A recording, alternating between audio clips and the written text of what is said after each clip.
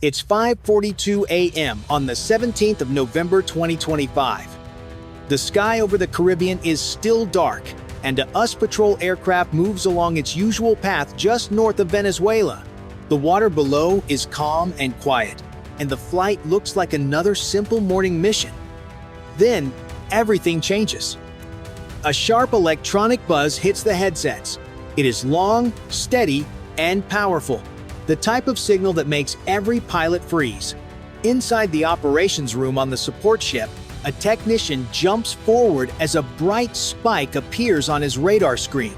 It is not weather, not a civilian system, and not background noise. It is too strong, too focused, too controlled. The room goes still. Everyone understands what this could mean. A long-range air defense system has just powered up on the Venezuelan coast, and the signature looks almost identical to one known threat: S-400. The pilot keeps the aircraft steady, waiting for orders. No one speaks. The radar image keeps getting stronger. One wrong reaction could start a chain no one can stop. "Maintain heading," the controller finally says, but no one looks away from the screen. The signal is still rising. No one knows what comes next. The signal that appeared on November 17 is more than a spike on a screen. It changes the balance of the entire Caribbean.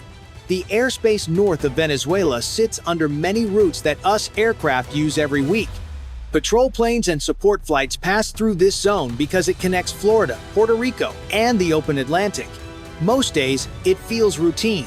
But when a long-range system like the S-400 wakes up here, everything becomes uncertain. For the US, this area is always sensitive. It carries shipping lanes, military corridors, and missions that rely on predictable skies. A radar with the power to watch far beyond the coastline forces every pilot to rethink their path long before they even reach the region. Early detection means early pressure. Even a simple course change now carries meaning, and any wrong move could be seen as an aggressive step. For Venezuela, the timing matters just as much. After years of sanctions and economic strain, showing a high-end Russian system on their coast sends a clear message: they are not isolated. If this activation was part of a new cooperation with Moscow, then Caracas is signaling confidence, not caution. It tells Washington that Venezuela can now monitor a wider stretch of the Caribbean with tools that react fast and hit far. Inside the US Operations Center, analysts understand the weight of this moment. Missions that felt safe yesterday now require new planning. A radar like this can track earlier, mark targets faster, and change the behavior of every aircraft that passes through. What used to be routine is now a field of small but critical decisions. This is why this signal matters. It is not just a test. It is a shift in control, and both sides know it. If you think Venezuela is pushing the line, press 1. If you believe the US will match the move, press 9. Your take helps shape the next update. Inside the US operations room, the mood shifts the second the signal settles. A supervisor calls for a full scan, and technicians pull data from satellites, aircraft sensors, and a nearby Navy destroyer. All of it points to the same source: a strong, long-range radar on the Venezuelan coast that has locked into a steady pattern. This is not background noise. It is a system running with purpose.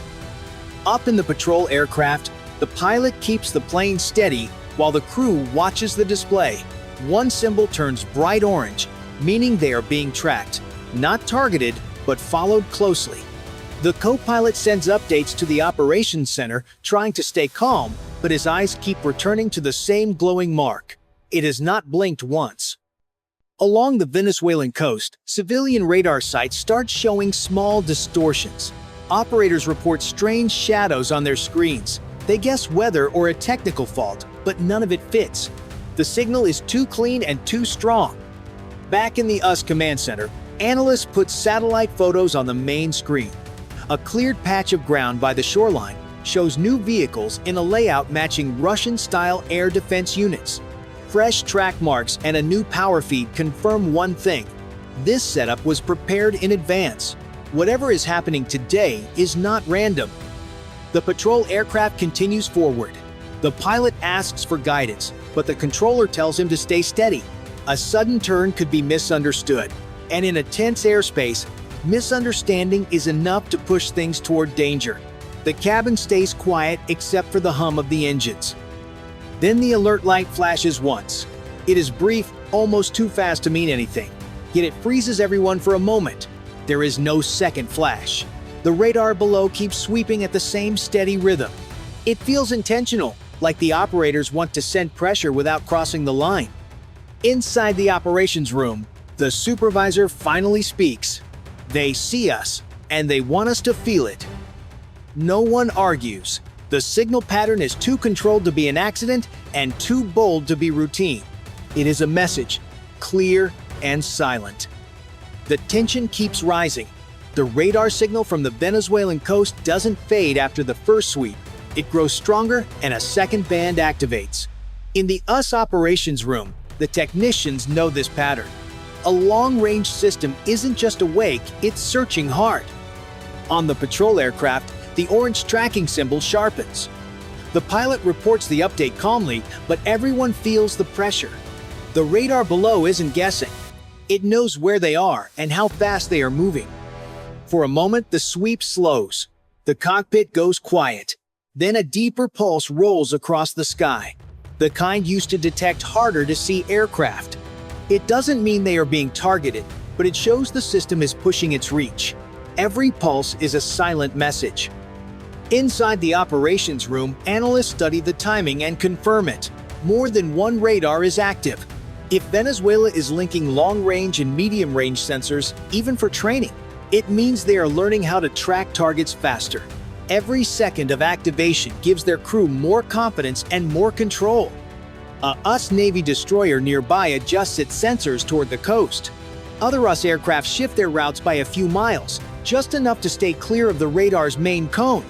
These are small moves, but they show how quickly a calm region can turn tense. On the Venezuelan coast, operators fine-tune their antennas.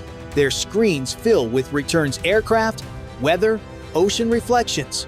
They are mapping the sky in real time, and the more they see, the more sure they become that this system can shape the airspace around them. The patrol aircraft keeps its course.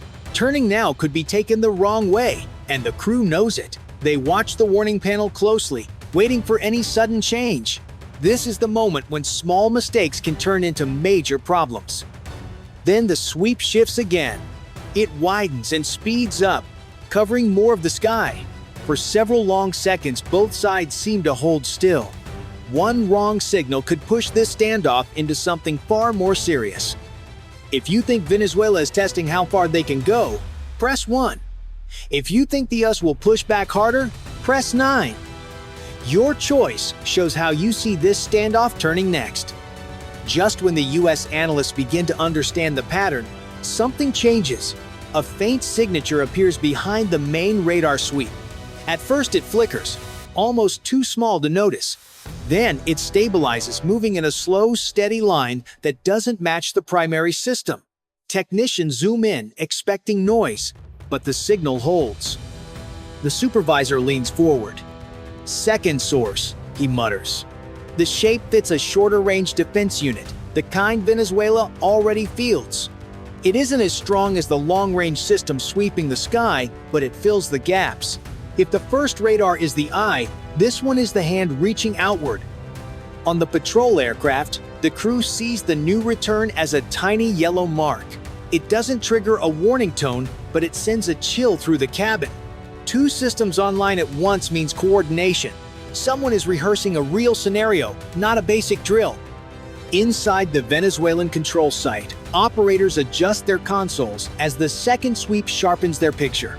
They don't lock onto anything, but they track every movement, learning how the sky responds when two layers overlap. Back in the US operations room, analysts run a quick simulation. With both radars active, Venezuela can track aircraft at different altitudes without losing the picture.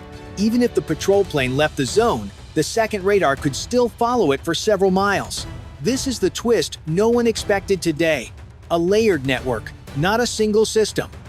In the air, the sense of being watched grows stronger. The pilot keeps his grip tight, holding course, waiting for any alert. No one speaks, but everyone feels the weight of the new signal. "This isn't a show," the supervisor finally says. "They're practicing something real. 2 systems, 2 sweeps, 1 message." The next sweep hits harder than anything before it. The radar from the Venezuelan coast sends out a stronger pulse that lights up every display in the U.S. operations room. Technicians stop what they're doing. The signal has changed tone. It is wider, faster, and far more aggressive than the earlier scans. Inside the patrol aircraft, a sharp alert tone sounds. It's not a lock, but it's the step right before it. The pilot calls it in, keeping his voice steady. "Control, new sweep. Still holding heading." The reply comes back fast. "Copy. Maintain speed. No sudden moves." The orange tracking symbol on the cockpit display brightens. The crew knows what that means. The radar below is hunting for the cleanest angle. One shift into red would change everything. In the operations room, analysts compare the pulse with old data. The timing matches a training sweep used by long-range systems when they run full scenarios. The supervisor watches the waveform and says quietly, "They're pushing it as far as they can." The Navy destroyer in the region reports the same spike. The bridge adjusts sensors, careful not to make any move that could be misread. Nearby aircraft shift slightly to avoid overlapping the cone of the radar.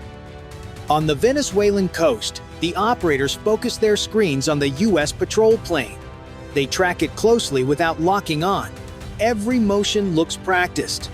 This is training, but it is also a clear message about capability. In the cockpit, the tension builds with each pulse. The co-pilot watches the alert lights. The flight engineer checks systems again, even though everything is normal. In moments like this, routine feels like protection. Then, slowly, the radar begins to ease. One band powers down, then another. The sweep softens, and the aggressive tone fades. The system is shutting off, step by step, as if someone on the ground has decided the drill is complete. "They're done," the supervisor says in the operations room. No one relaxes.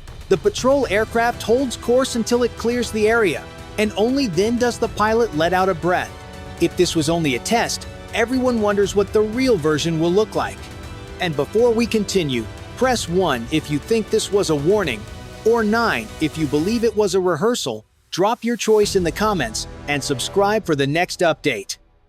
When the radar finally powers down, the U.S. operations room sinks into a heavy silence.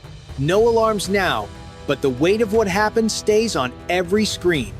Technicians begin sorting the data immediately, every pulse, waveform shift, and timing change saved. This wasn't random. It was coordinated, deliberate, and structured like a planned drill. Analysts gather around the main display comparing each phase. The conclusion is clear. Venezuela didn't just activate a long-range radar. They brought multiple layers online, practiced a full sweep, and tracked a U.S. aircraft through every step without crossing into a direct threat. It was careful, bold, and showed growing confidence in running a complex defense network. For the patrol aircraft crew, tension lingers long after leaving the zone. Even without a missile launch, the alert tone stays sharp in their memories. They know they flew through something that felt close to a real confrontation. The message was unmistakable. Strategically, the impact is immediate. Routes that worked yesterday now need reconsideration. Procedures once routine must be checked twice. A coordinated radar network on the Venezuelan coast forces the U.S. to rethink mission planning across the region, adding new risks at a time when tensions are already high. Politically, the signal is strong. A controlled multi-layer sweep shows deeper Venezuela-Russia cooperation than many expected. Power isn't always displayed through missiles or warships. Sometimes a radar pulse is enough to shift regional perception. For Washington, the question becomes what follows. Was this a one-day drill or the beginning of regular cycles? Will more systems join the network? Will Russia increase involvement? None of those answers are simple. As the last screens dim, the supervisor sums it up quietly. This wasn't the threat. This was the reminder. Everyone knows he's right. Today showed what the system can do. Tomorrow may show how far they're willing to use it. If you think the US should answer with a stronger presence, press 1. If you think stepping back and watching closely is wiser, press 9.